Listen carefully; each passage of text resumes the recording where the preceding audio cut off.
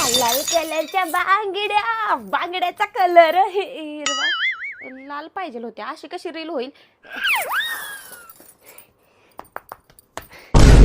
Hello, हा नवरोबा, जरा बाजारातून मला लाल बांगड्या घेऊन येतं का? हा आहे, पण लाल कलरच्या बांगड्या नाही, घेऊन मेले ना तर तुझं तर काही खरं नाही. ठेव फोन. लाल लाल कलर. संगीता, हा बोल संगीता.